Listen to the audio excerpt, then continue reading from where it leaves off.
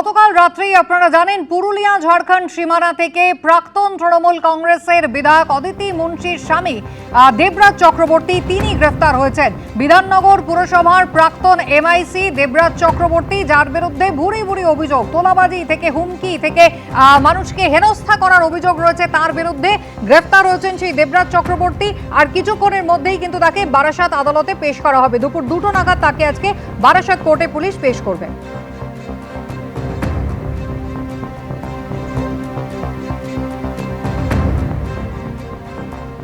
আপনাদের মনে থাকবে কিছুদিন আগেই অদিতি মুন্সি এবং দেবরাজ চক্রবর্তী একসঙ্গে কলকাতা হাইকোর্টে গিয়েছিলেন, আগাম জামিনের আর্জি জানিয়েছিলেন। অদিতি মুন্সি তিনি আগাম জামিন পেলেও দেবরাজ চক্রবর্তী সেই আবেদনে কিন্তু মান্যতা দেয়নি কোর্ট, এবং তারপর থেকেই কিন্তু দেখা গিয়েছে দেবরাজ চক্রবর্তী পালিয়ে বেড়াচ্ছিলেন, তার মোবাইল ফোন পর্যন্ত বন্ধ ছিল এমনটাই জানা গিয়েছে। গতকাল কিভাবে তাকে ট্রেস করলো পুলিশ জানাবেন ময়ূক ঠাকুর চক্রবর্তী সরাসরি আমাদের সঙ্গে রয়েছেন। ময়ূক, কিভাবে হদিশ পাওয়া গেল দেবরাজ চক্রবর্তী? দেখো কুসুমিতা, বিধাননগর পুর নিগমের প্রাক্তন কাউন্সিলর দেবরাজ চক্রবর্তী, তার এগেনস্টে বাগুইহাটি থানায় যে সেকশনে এফআইআর হয়েছে, আগে সেকশনগুলো বলে দিচ্ছি। 111 বিএনএস, এটা হচ্ছে অপরাধমূলক ষড়যন্ত্র। এর সঙ্গে 126-এর 2 বিএনএস, এটা হচ্ছে অবৈধ জমায়েত। 127-এর 2 বিএনএস, এটা হচ্ছে আগে 147, 148, 149 ইন্ডিয়ান পেনাল কোড ছিল রাইটিং বা দাঙ্গা বাঁধানো।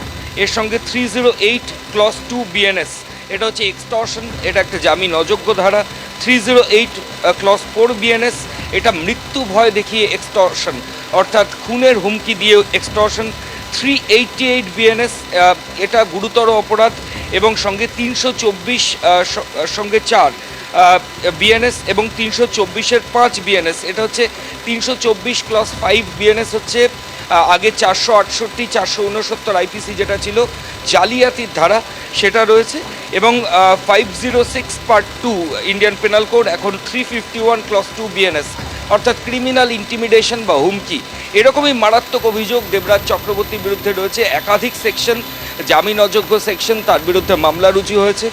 তিনি আপাতত বাগুইহাটি থানায় রয়েছেন, আর কিছুক্ষণের মধ্যে বারাসাত কোর্টে বিধাননগর কমিশনারেটের পুলিশ আধিকারিকরা তাকে তুলবেন। দেবরাজ চক্রবর্তীকে পুলিশ আধিকারিকরা এসটিএফের অফিসিয়ালসরা অ্যারেস্ট করলেন।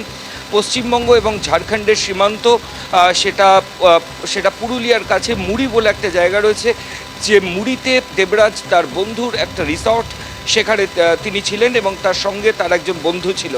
এই যে পলায়ন পর্ব, অদিতি মুন্সি এবং দেবরাজ চক্রবর্তী একসাথে মহামান্য কলকাতা হাইকোর্টের কাছে রক্ষা কবচের আবেদন করেছিলেন। অদিতির জন্য অ্যাপ্রুভাল এলেও দেবরাজ চক্রবর্তীকে হাইকোর্ট রক্ষা কবচ দেয়নি। এরপর থেকেই কিন্তু দেবরাজ চক্রবর্তী তার মোবাইল ফোন বন্ধ করে দেন এবং তিনি বিভিন্ন জায়গায় পালিয়ে গিয়েছিলেন।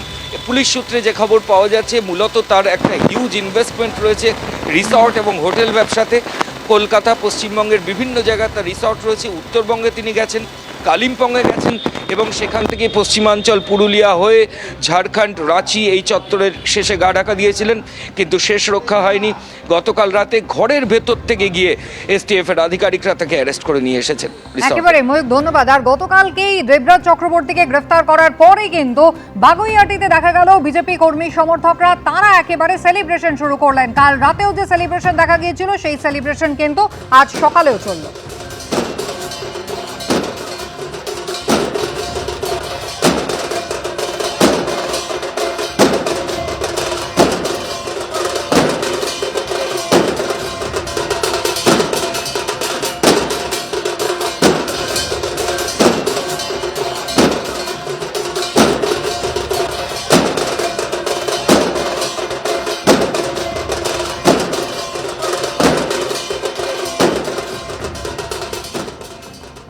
ডাকাত ধরা পড়েছে। যে ডাকাত এতকাল লোকজনকে জ্বালিয়ে মারলো, সে ডাকাত ধরা পড়েছে। আছে যারা সাধারণ মানুষ আছে, প্রত্যেকজন টর্চারের শিকার ছিল। প্রত্যেকজনের কাছ থেকে লুট করা হয়েছে, টাকা লুট করা হয়েছে, সম্পত্তি লুট করা হয়েছে। খালি এখানেই না, আমি বললাম, আমি ইলেকশনের সময় বলেছি, বিলো দ্য বেল্ট আমি যাইনি, গেলে ওয়েস্টিন হোটেলের হিসাবটাও দিতে পারতাম। গ্লোবাল নামে একটা সংস্থার নাম উঠে আসে, দেবরাজের কোম্পানি, দেবরাজের এক কোম্পানি ডিসি গ্লোবাল।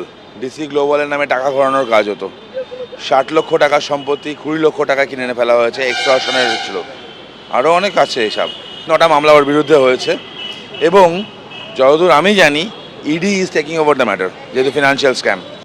শুধু একাধিক জামিনযোগ্য ধারায় মামলা যে রুজু হয়েছে দেবরাজ চক্রবর্তীর বিরুদ্ধে এমনটা নয়, চাপ কিন্তু আরো বাড়ছে তার ওপর। বিধাননগরের প্রাক্তন মেয়র পরিষদের বিরুদ্ধে এবার ইসিআইআর রুজু করে তদন্তে নামলো ইডিও। দ্রুত প্রাক্তন তৃণমূল বিধায়ক অদিতি মুন্সির স্বামীর বিরুদ্ধে আগেই অভিযোগ করেছিলেন বিজেপি বিধায়ক তরুণজ্যোতি তিওয়ারি।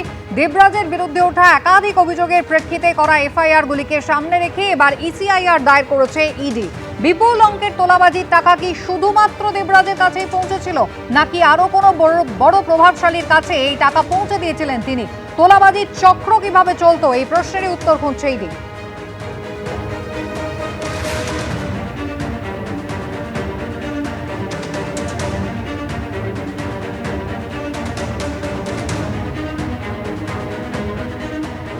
গাড়ি রাখা নিয়ে, কিন্তু এর আগেও আমি জানিয়েছি অভিযোগ গাড়ি রাখা, বাড়িতে ক্যামেরা লাগানো, ক্যামেরাটা হচ্ছে নিজের সেফটির জন্য, কিন্তু ওরা মানছে না, ওরা ওইটাই নিয়ে ইস্যু করে আমার বাড়িতে মারধর করতে যাচ্ছে।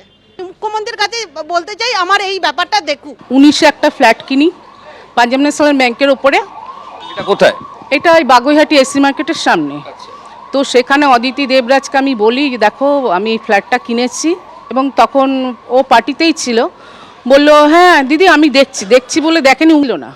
কে দিচ্ছিল না মালিক, মানে ও বলছিল আমি যখন কিনেছিলাম তখন লিফট হয়নি, যখন লিফট হয়েছে তখন ও ফ্ল্যাটটা দিতে চাইছিল না। আমি দেবরাজ অদিতির কাছে গেছি, বলছি আমি দেখছি বলে উল্টো ওদের কাছ থেকে পয়সা খেয়ে আমাকে ফ্ল্যাটটা দেওয়ানো হয়নি। এই দেবরাজ অদিতি না, কোনো হেল্প দেবরাজ অদিতি। অভিযোগ ভুরি ভুরি অন্তত 10 জন প্রমোটার তারা থানায় অভিযোগ দায়ের করেছেন দেবরাজ চক্রবর্তীর বিরুদ্ধে। বিজেপি রাজ্য সভাপতি শ্রমিক ভট্টাচার্য কি বললেন দেখুন। প্রশাসনের ব্যাপার, পুলিশ মনে করে যে গ্রেপ্তার করা দরকার, তাই গ্রেপ্তার করেছে। এখন ছোট ছোট ছেলে মেয়েদের বাবা মাদের চিন্তা করা উচিত, যাদের ছবি বিভিন্ন জায়গায় শহরের কোনায় টাঙানো থাকে। বসে আঁকো প্রতিযোগিতা থেকে মাধ্যমিক উচ্চ মাধ্যমিকে যারা ভালো রেজাল্ট করে তাদের ছেলেরা কাদের হাত থেকে পুরস্কার তুলে নেয়। এবিপি আনন্দ, এগিয়ে থাকে, এগিয়ে রাখে।